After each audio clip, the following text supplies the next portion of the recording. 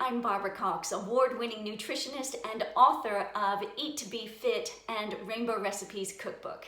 I'm an avid ultra-marathon runner. I absolutely love it, but it all started with me getting involved in a 5K run. And from there, I've gone on to do an Atlantic Coast Challenge, which was 128K. I've done a Jurassic Coast Challenge of 130, and then I did an ultra marathon in the Sahara Desert over 5 days, which was 164K. But as I said, it all started with a fantastic 5K run. So I love inspiring and educating other runners and people in general just to eat to be really fit, and that's what we're going to talk about today. I'm going to give you some 5 tips on nutrition for runners. I'm also going to talk about 7 fantastic foods everybody needs to add into their meal planning, and then I'm going to go through the 4 most frequently asked questions I get from runners and how they can improve their nutrition. So let's start with the 5 tips. Tip number 1 is hydration. It's so obvious, yet so many people don't do it. On average, you need to be having at least 1.5 to 2 liters of water a day, regardless if you're running or not. And if you're running, my rule of thumb is between 500 mils and 1 liter of water per hour of your run. So, it's dependent on weather conditions and it's dependent on your personal size and weight as well. Tip number 2 is good quality carbohydrates. This is so important. Carbohydrates give us our energy, so don't be scared of those. But there's good carbs and there's bad carbs. So obviously I am talking about all the good carbohydrates. Things like brown rice, sweet potato, oats, which are really low glycemic, rye breads. I want you to stay away from the things like white bread because they can spike your blood sugar levels and give you energy fluctuations, especially when you're running and you don't need that. My tip number 3 is protein.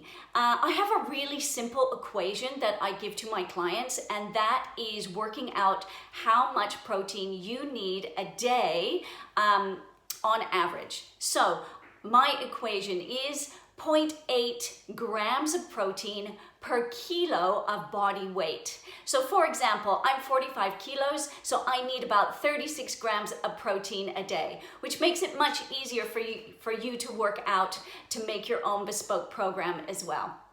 So protein is fantastic for building muscle, good for muscle recovery, and it's great for speeding the metabolism as well. So make sure you're having beans, lentils, other types of pulses as well, nuts and seeds, good quality meat, fish and poultry and seafood as well. So have a variety, which brings me on to my next tip. Tip number 4 is actually food variety. When you're meal planning, it's all down to the action of your meal planning. And this is really important. So in my 1-month meal plans, I try to get at least 150 different ingredients in your meals. So why do I do that? Because the more variety of food that you eat, the more variety of vitamins and minerals you're getting naturally in your body, fueling all the regular actions that your body needs to do. Gives you the energy and just the biochemical processes that it actually needs. So if you want to start meal planning to avoid fatigue, definitely do that. The other tip there with meal planning is avoiding menu fatigue. And that is because we eat the same stuff all the time, which become really boring, and then it just goes out the window and you start creeping in some junk food. So just be mindful of that. My tip number 5 is to focus on fresh food. Start cooking, start being creative, doing everything yourself. Homemade meals, homemade snacks, not the ready meals and the store-bought meals, because you can't control the salt, you can't control the sugar or artificial ingredients that are in those as well. And you want to get creative. So for example, if you want to add, some extra minerals into a soup, try a little bit of dried seaweed, and you can be in control of your snacks with the sugar that you add as well. So, getting on to some great food, I have 7 amazing foods that I think everyone should be having, but especially runners, and I'm going to tell you why. We are going to start with the humble banana. Absolutely. How's this for food to go? It is just absolutely superb.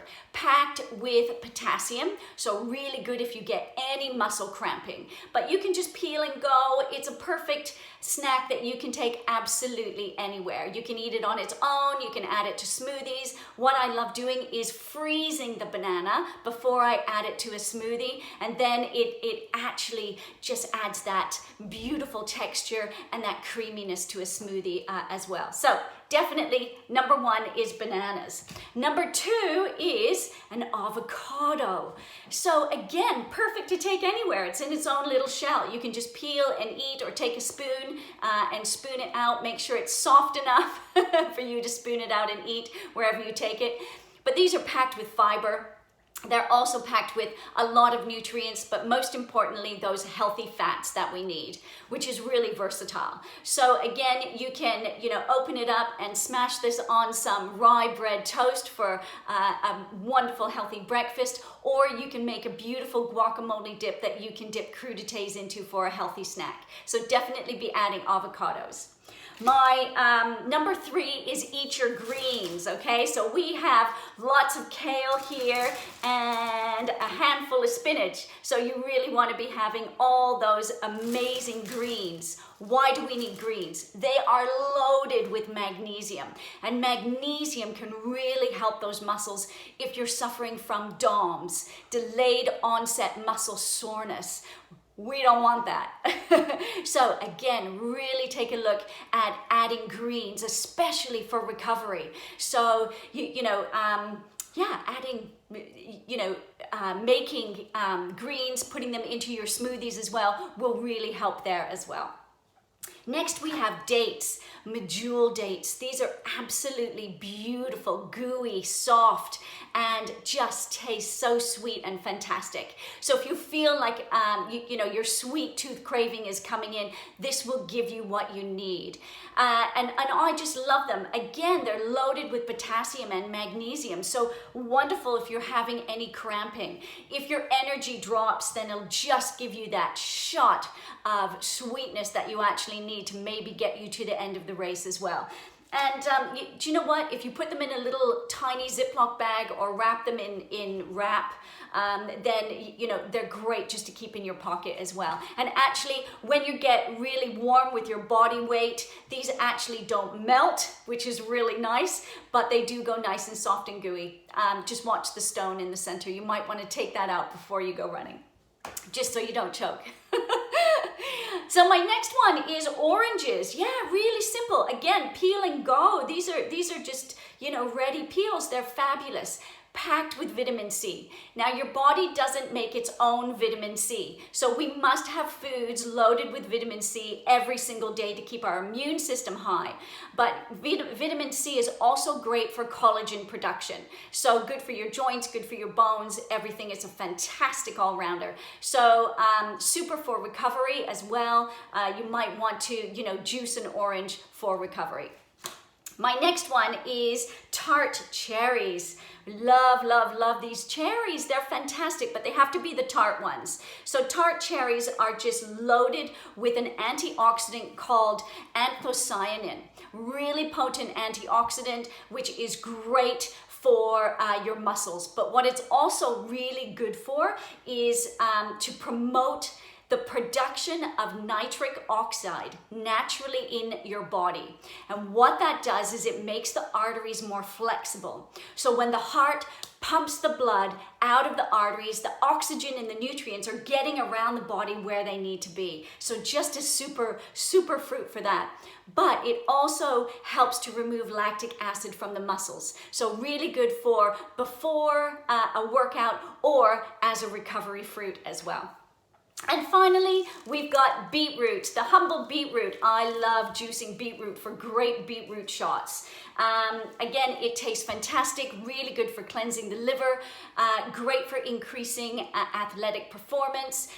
So a beetroot shot before you go running is super, because again, it also helps to produce that nitric oxide to make sure when the heart pumps the blood out of the arteries, we're getting oxygen and nutrients around, which will increase your athletic performance. So get beetroot juicing. Okay, so next one is my 4 sort of frequently asked questions that I get from clients. So question number 1 is, what do I actually eat on race day? Firstly, do not try anything new on race day that you haven't tried before, because you don't know how your body is going to react to it. So you might get an upset tummy, you might get sickness, and so make sure everything you do for race day, you've tried at least once to make sure the body works good.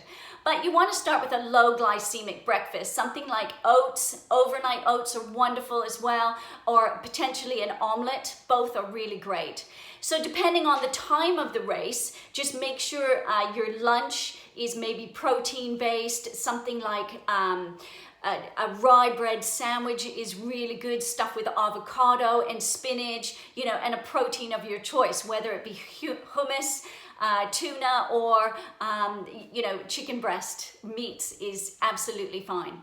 Dinner time, I always actually go for a casserole with a medley of vegetables and maybe a protein of my choice, or whether that be meat, poultry, or beans, because I need something easily digestible after I've done a big run, because all the blood is actually rushing to my muscles trying to repair those, and it pulls it away from the stomach. So digestion time is a little bit slower. So make sure something is easily digestible for your evening meal.